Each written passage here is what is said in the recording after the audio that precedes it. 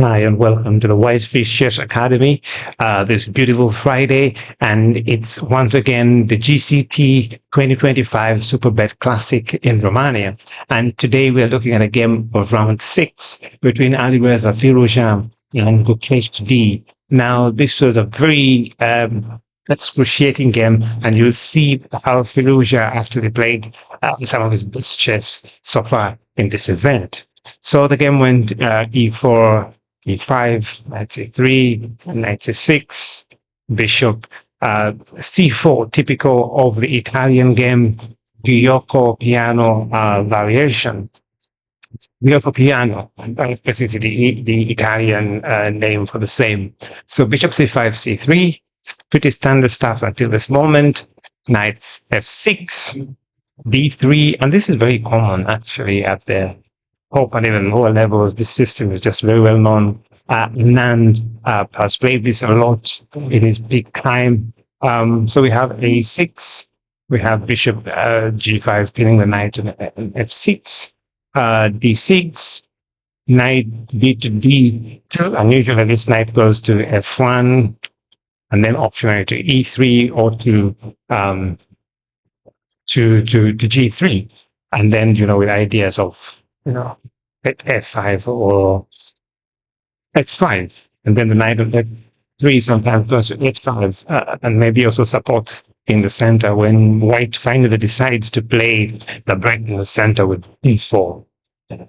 But again, went bishop to a7. This has been played a lot by Hikaru Nakamura and Aronian with the black pieces.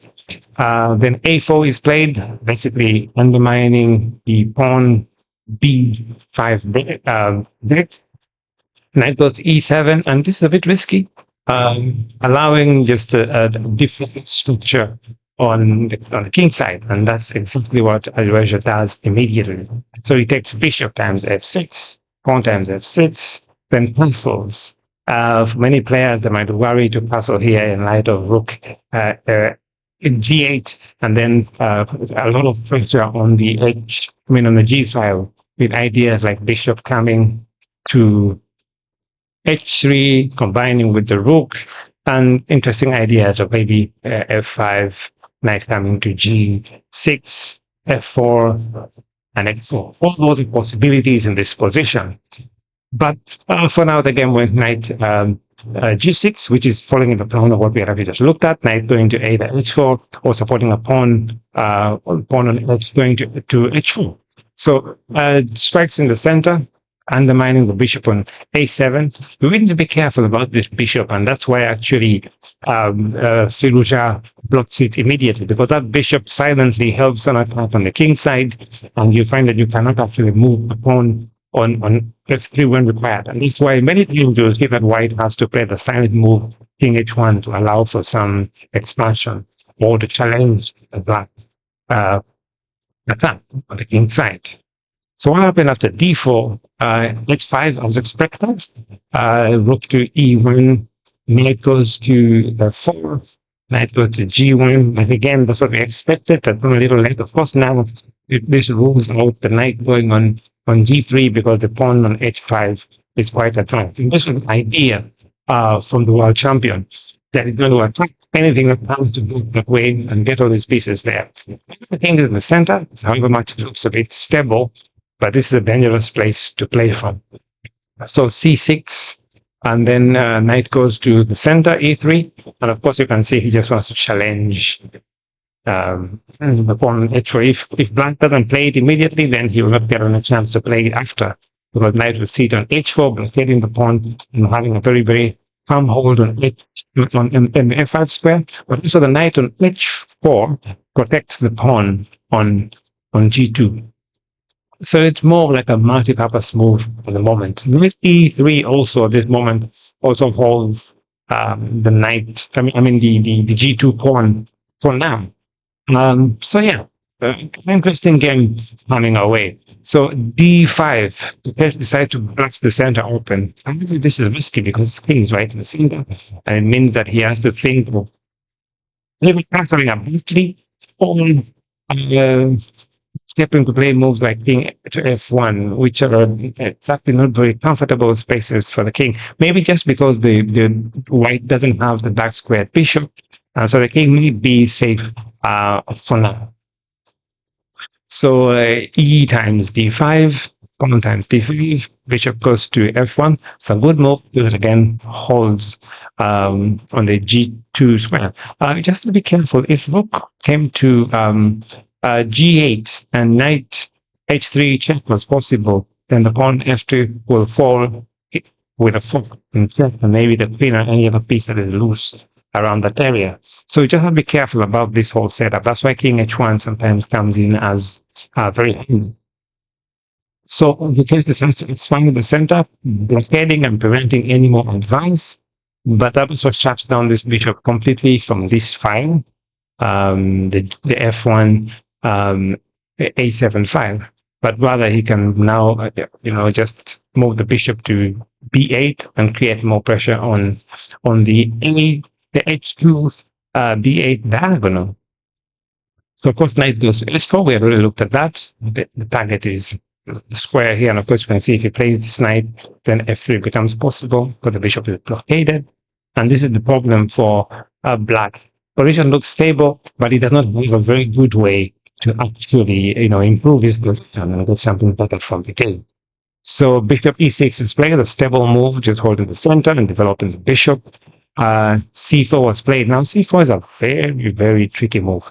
Gokesh played king to f8. However, if you had something like rook d8, just with the idea of, knight here, d3 would be played, and it becomes difficult for where those pieces can move. But the game is actually equal. He should have played rook g8 rather than the move that was played. So optionally, if c4 was played, then you have ideas like g3, knight comes to d3. This looks a bit scary. But when you look at the position, okay, this is very, very okay for white and quite very, very dynamic. So bishop takes. Again, this looks risky. Pawn takes, then knight to f5. Now the pawn in the center is hanging, and all these are going to be broken. All this pressure here is going to be dealt with. So moves like bishop takes, rook, and this position is just really, really so bad. If you look at the moves that happen here, the king position, king is really exposed, and if you play king f8, then you have these ideas, and you don't even take the rook, just take the bishop, and the king is totally exposed. Surely this is just game over. This pawn on d3 is not even a threat anymore. It cannot really progress. So yeah, he couldn't actually play that. So he chose king f8, which in my opinion is a bad move. And Alireza's position is just improving move by move. So play queen b3. This is what happened in the game. Queen d7 takes, bishop finally, gets out. Pawn in the center is still hanging, but very stable in the center. You can't take it. Light of ideas like rook to rook, usually rook from A is the better move, and it goes to D to the D1 square. So here we have a bishop there, knight moves out, queen check, king is pushed away, and black spaces are not coordinating, and then knight again goes to the center. It is not an accurate move.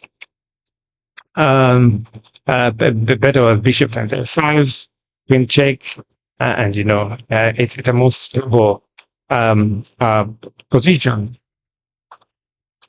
So here, you cannot defend this. This will just be captured, and you can't do this because of this, and you're really in a very, very bad position. Queen times f6, and this game is pretty over. So you cannot play that. So after that, rook g, after king g8, queen g3 was played. Knight went back, bishop takes, queen goes to e3, and then bishop comes back to pin the pawn. Queen captures, and now black is officially down the pawn. Advantage is plus 2.2 on the computer, and then captures under that fantastic, nice check king, and then takes, and black is really in trouble. So this is just a routine way to finish the game. Material is equal, but it was at some point actually Alireza didn't play so well, or maybe Gokesh played very accurately to defend this very difficult position and found his way into an equal position. And it's just towards the end when it just became a little messy. So here's just about technique, captures, and actually after the rook sacrifice, he should have just taken these, and he should be easily winning. But then he made the wrong choice and took the other rook, and the position is actually basically equal. So it still has chances to win this game if places need. And he tried so much and got into this position. This is risky. You can't capture the pawn on h4 because rook h1 is a checkmate. Then you go back. King, gets space, and that's a very tricky move. He just takes away this pressure and then blunders by playing rook, bishop to g5. It's surprising that he would blunder with 13 minutes on the clock with such a move, because it's a bit obvious that when